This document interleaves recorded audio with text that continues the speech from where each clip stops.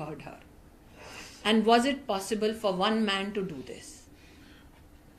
Why is it that a rapist felt safe enough after raping a woman to go back, and people who came out to protest so that a woman gets justice are attacked by a mob? Ma'am, Chief Minister gives deadline to CBI to conclude the investigation by Sunday. Does the Chief Minister of Bengal want to ensure that investigations are not completed in totality? Why is she in a hurry, knowing that these questions are still unanswered? Why did not the Kolkata police bring to justice the officer who has informed the parents that the girl committed suicide? Under whose instruction was that call made? Why is it that a petition says that there was 150 mg of semen found in the girl's body?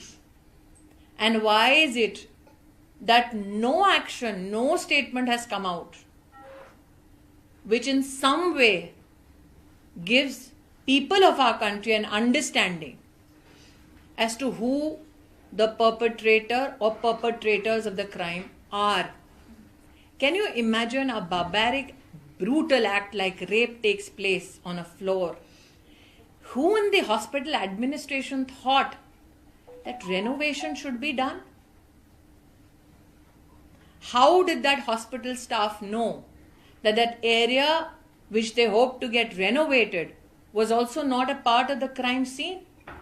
And is this the first time that this police officer, commissioner of police, has been found to be in the middle of a case where many questions are unanswered? I will highlight here that this is the same commissioner of police who has been accused of not allowing victims of violence to meet the governor.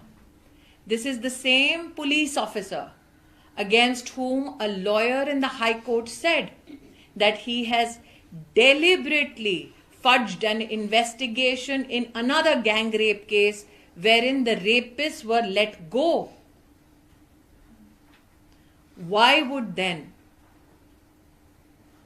the state government not ensure that these questions are answered?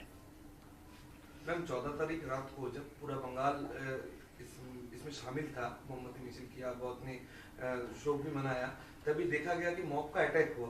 जब mob का attack हो रहा था आरजीकर में, इतना दिन तक जो पुलिस था 40 मिनट के लिए कोई पुलिस ही नहीं था उधर। और मैंने कुछ चैनल्स के ऊपर हॉस्पिटल के कर्मियों का और कुछ डॉक्टर्स और हेल्थ वर्कर्स का स्टेटमेंट देखा, जिसमें वो क्लेम करते हैं कि पुलिस उनसे गुजारिश कर रही थी कि आप हमको हॉस्पिटल में कहीं छुपाइए। इस घटना का भी क्या मीडिया को पश्चिम बंगाल सरकार से जवाब मिला है? जब पुलिस ही मॉब से छुप रही है, जब पुलिस ही मॉब को इकट्ठा होने दे रही है, तो जनता प्रोटेक्शन किससे मांगे? मैम, जब मॉब अटैक हुआ था उस वक्त रात को 2:30 बजे मैं वहीं पर रिपोर्टिंग कर रही थी। मैंने सब कुछ अपने मोबाइल से शूट किया था रिपब्लिक भारत के लिए।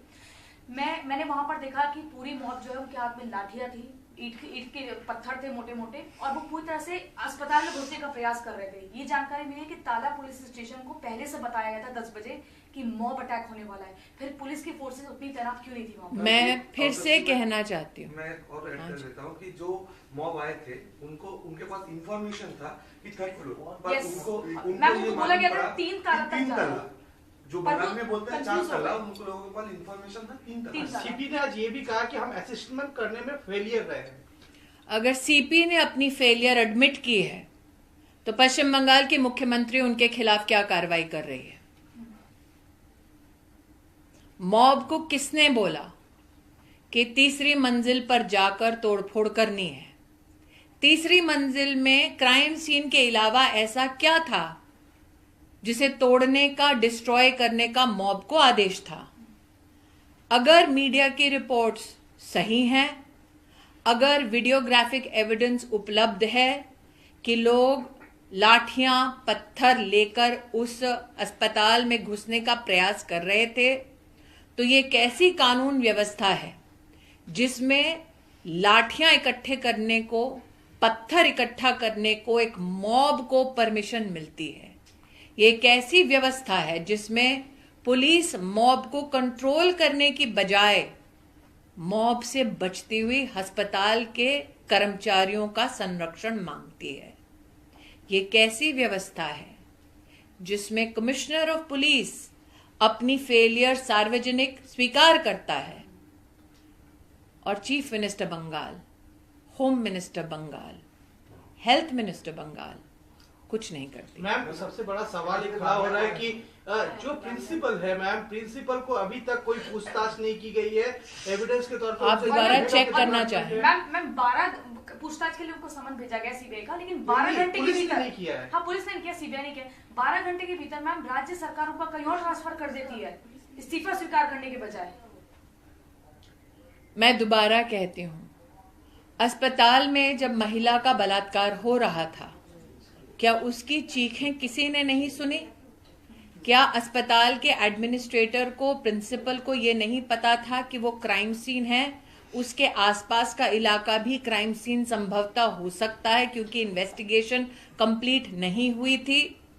उस प्रिंसिपल में ऐसी क्या खूबी है कि उसको दंडित नहीं किया सरकार ने और उसके खिलाफ कोई कार्रवाई नहीं हुई?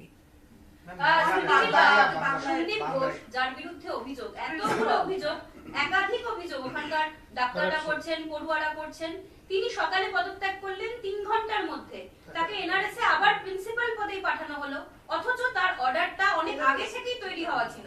সেই সন্দীপ ঘোষকে কে সংরক্ষণ দিচ্ছে এই প্রশ্নটা এখন মাত্র পশ্চিম বাংলায় সবাই করছে না, পুরো দেশে হচ্ছে।